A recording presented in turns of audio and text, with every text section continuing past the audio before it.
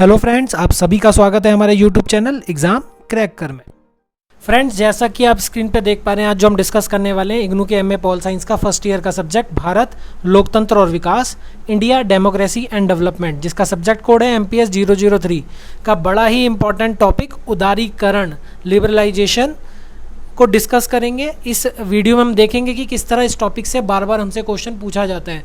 और आज मैं आपको क्वेश्चंस पेपर दिखाने वाला हूं प्रीवियस ईयर्स के, जहां पर इस टॉपिक से हमसे क्वेश्चन पूछा गया है। अगर आप चाहते हैं हम डिटेल में ईजी लैंग्वेज में इस टॉपिक के ऊपर वीडियो बनाएं तो आप नीचे कमेंट बॉक्स में अपनी रिक्वेस्ट डाल दें। इस वीडियो में हम क्वेश्चंस देखेंगे कि किस लैंग्वेज में इस टॉपिक से हमसे क्वेश्चन पूछे गए हैं प्रीवियस ईयर्स में। और ये टॉपिक आपको तैयार करना ही करना है। जब बड़ा ही रिपीटेटिव मोड वाला टॉपिक है तो आपको ये बिल्कुल भी छोड़ना नहीं है। इस टॉपिक को आपको तैयार करना ही करना है, क्योंकि इस क्वेश्चन के एग्जाम में आने की प्रोबेबिलिटी बहुत ज़्यादा होती है। चलिए हम स्टार्ट करते हैं और हम सबसे लेटेस्ट पेपर को पहले लेंगे और फिर पीछे की तरफ जाएंगे। और आप देखोगे कि पिछले ये 10 सालों से 12 सालों से हमसे पूछा जा रहा है। मतलब 10 साल पहले का भी क्वेश्चन पेपर हमारे सामने आएगा जहाँ पर इस टॉपिक से क्वेश्चन आ रहा था। मतलब भी इस टॉपिक से क्वेश्चन आता था और आज हम 19-20 में बैठे, 21 में बैठे और आज भी इस टॉपिक से क्वेश्चन आ रहा है। तो आपको ये तैयार करना ही करना है। आने वाले एग्जाम में इसके आने की प्रोबेबिलिटी बहुत ही ज़्यादा है। चलिए हम क्वेश्चन पेपर लेते हैं, टाइम वेस्ट नहीं करते।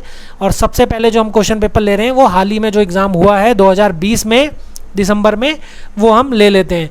और इसमें हमसे कैसा पूछा गया था क्वेश्चन नंबर 4 आप देखिए। हिंदी इंग्लिश दोनों में हम देखेंगे ताकि दोनों ही स्टूडेंटों को समझ आए कि टॉपिक कितना इंपॉर्टेंट है और किस तरह से क्वेश्चन पूछे जाने हैं। पहले हम हिंदी में देख रहे हैं, फिर इंग्लिश में देख लेंगे। देखिए क्वेश्चन नंबर 4 था, उदारीकरण के अर्थशास्त्र और सशक्तिकरण की राजनीति के मध्य उभरते हुए विरोधाभासों की चर्चा कीजिए।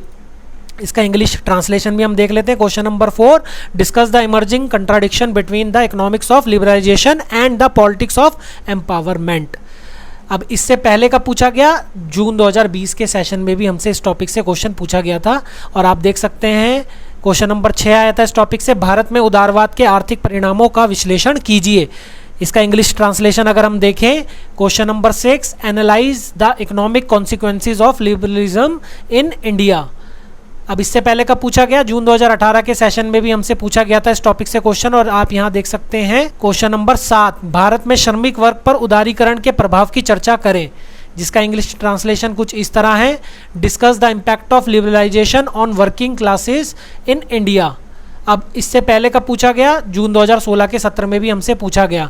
और यहाँ पर आप देख सकते हैं क्वेश्चन नंबर 10 आया था, उदारीकरण क्या है, इसके आर्थिक और राजनीतिक परिणामों का विश्लेषण कीजिए। इसका इंग्लिश ट्रांसलेशन अगर हम देखें कुछ इस तरह था, what is liberalisation, analyse its economic and political consequences. इससे पहले का पूछा गया दिसंबर 2015 के सेशन में भी हमसे इस टॉपिक से क्वेश्चन आया। और आप देख सकते हैं क्वेश्चन नंबर 4 था, भारत में लोकतंत्र पर उदारीकरण के प्रभाव का मूल्यांकन कीजिए।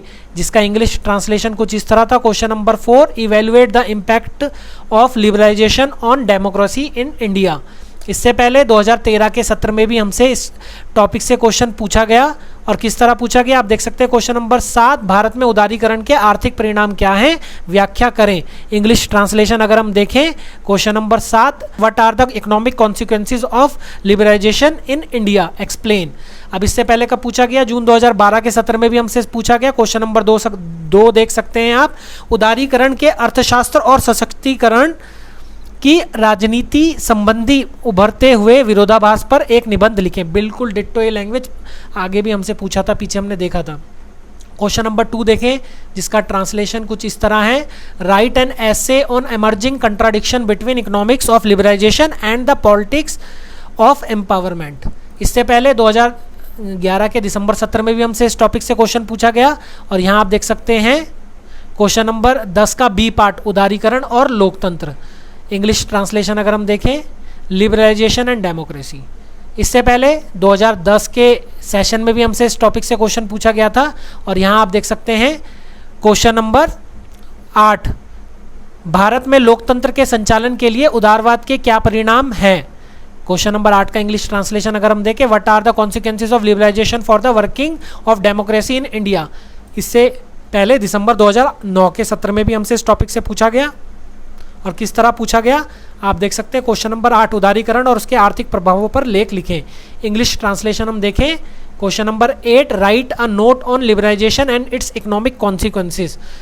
इतने सारे क्वेश्चन पेपर देखने के बाद 2020 से 2010 के इतने सारे क्वेश्चन पेपर देखे जहाँ ये रिपीटेडली हमसे पूछा जा रहा है क्वेश्चन, टॉपिक से इस टॉपिक से क्वेश्चन आ रहा है, तो आपको समझ आ ही गया है कि कितना इंपॉर्टेंट टॉपिक है, आपको तैयार करना ही करना है। अगर आप चाहते हैं हम बनाएं इस टॉपिक के ऊपर इजी लैंग्वेज में वीडियो, ताकि उसे देखने के बाद आप इजीली अपना आंसर लिख पाएँ और अच्छे मार्क्स ला पाएँ, तो आप नीचे कमेंट बॉक्स में हमें बता सकते हैं। और अगर आपने हमारा वीडियो अभी तक सब्सक्राइब नहीं करा है तो सब्सक्राइब कर लें, और हमारी बाकी इंपॉर्टेंट टॉपिक्स और इंपॉर्टेंट क्वेश्चंस को लेके जो हमारी वीडियो डली हुई है हमारे चैनल पर, वो भी देख लें, ताकि आप इजीली एग्जाम में अच्छे मार्क्स ला पाएँ इंपॉर्टेंट टॉपिक्स को तैयार कर।